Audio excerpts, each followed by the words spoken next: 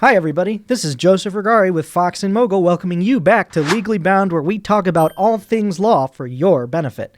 As a quick reminder, Mr. Samuel Bankman-Fried, the founder of both Alameda in 2017 and FTX in 2019, is currently in a criminal trial for fraud and conspiracy. Today, October 10th, 2023, Ms. Caroline Ellison, Mr. Bankman-Fried's former girlfriend and the former CEO of Alameda, has testified in his case. That's kind of what I want to talk to you about today.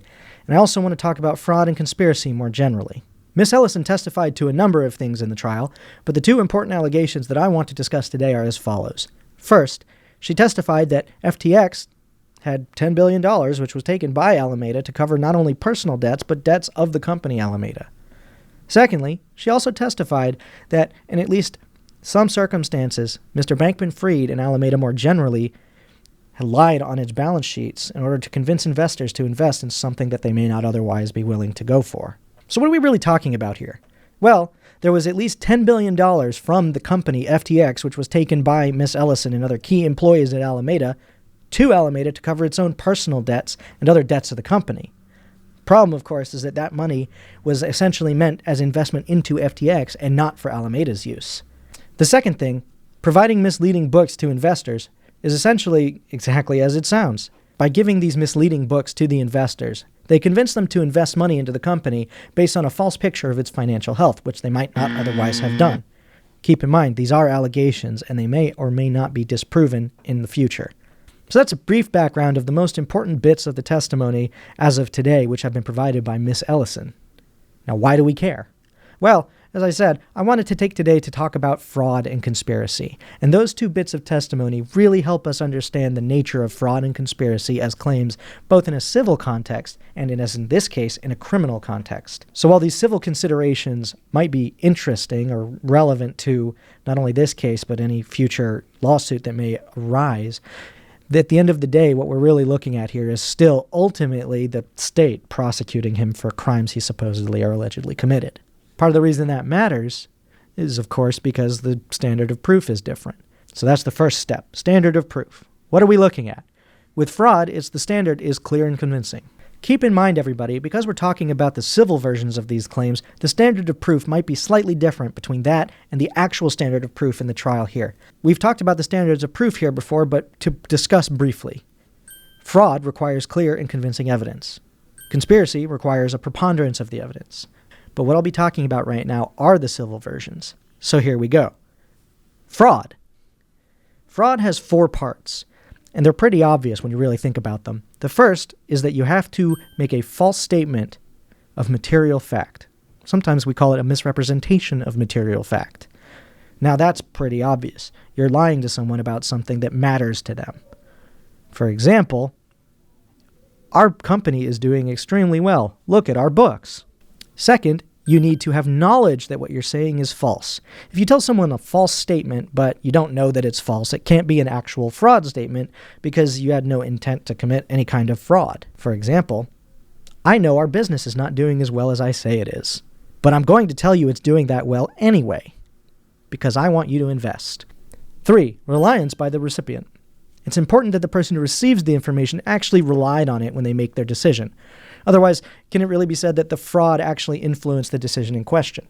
For example, hey, I want you to put money into my business. So I'm going to tell you that it's doing really well. And oh, you actually put money into my business because you think it's doing really well. That is an example of reliance. Finally, you have to have damage. It's not enough that you actually said something wrong. It's not enough that they relied on that wrong statement. It's not even enough that you knew that what you were saying was false. If there's no damage, there's no case. For example, I relied on your statement. I put money into your business, and then you went into bankruptcy, and I'm getting nothing. Where'd all my money go? That would be an example of damages. Another thing to keep in mind with reliance is context is everything. Sometimes you're going to say a statement that's way out there, and nobody would believe that you'd actually rely on it. It's important to remember that distinction. A comedian who makes a joke is not really saying something that you'll actually believe is true. I'll sell you a bridge in Brooklyn is a joke. No one's actually thinking you're buying a bridge in Brooklyn. Unless they do, in which case there are other problems, but that's beside the point. And so there you have it, the 4 main elements of fraud and how this testimony impacts that analysis. Now, keep in mind, It wouldn't be a complete analysis, and there's no guarantee that this evidence on its own won't be rebutted by further evidence down the line. But at the very least, it's a good exercise to ask yourself the question in your own life. Am I about to commit a fraud? You may not even know that you're about to do so, but you may be doing it anyway. It doesn't have to be necessarily with the intent to cause harm. It just has to cause harm and be intentional. But obviously, we're not just talking about a fraud here. We're talking about two companies and a whole bunch of people, at least two, Mr. Bankman-Fried and Miss Ellison, who collectively came together and agreed to do all of these bad things. That's where conspiracy comes in. Conspiracy also has, essentially, 4 elements. The first, obviously, is there has to be more than one person. You can't conspire with yourself. The second is there has to be some kind of agreement that you're going to do a wrong thing. Without any agreement, there's no conspiracy. There's just two people doing bad things in concert. It happens all the time, not necessarily a conspiracy. 3, it's important that when they enter into this agreement, that the parties have a legal, unlawful, or improper aim to the conspiracy in question. So, a good example would be fraud. If you agree with somebody to commit fraud against someone else, that can be the basis of a conspiracy. And then finally, not all states, but in some, it's important that the conspiracy contain an overt act in support of or in furtherance of that conspiracy. Simply agreeing to do a wrong thing, but then never actually doing it is not the basis of a conspiracy.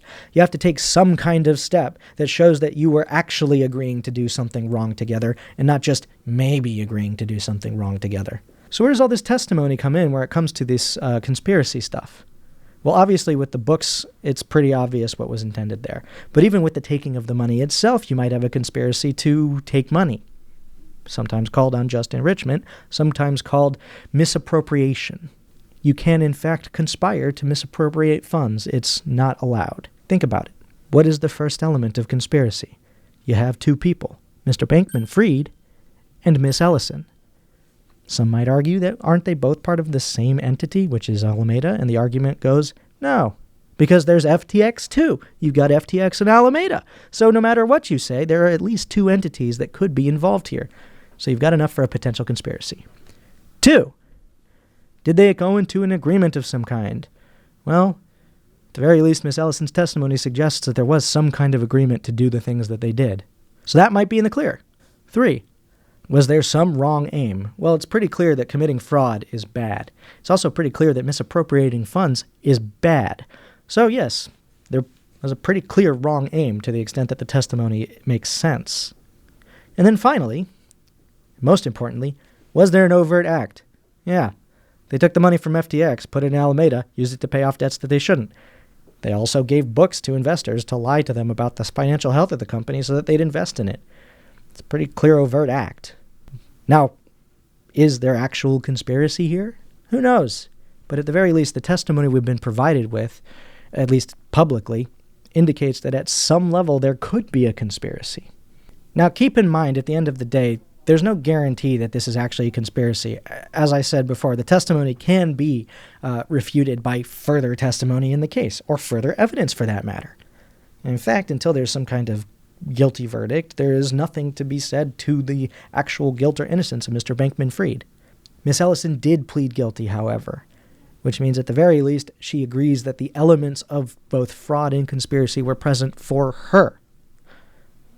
So why does that matter for you? Well, you might have a great idea. You and your friend want to do something together and, just a little bit of fudging the numbers just to get things up and running. You really should think twice about that. Just how it is. So this is a new format for me, obviously. It's not quite how I usually do things. So I want to hear from you. Does this make sense? Do you like it? Do you not like it? Want me to go back to the way I used to be? Let me know in the comments. We'll keep you posted on the case as it develops. And don't forget to like, follow, and subscribe so that you can keep up with Legally Bound from Fox and Mogul.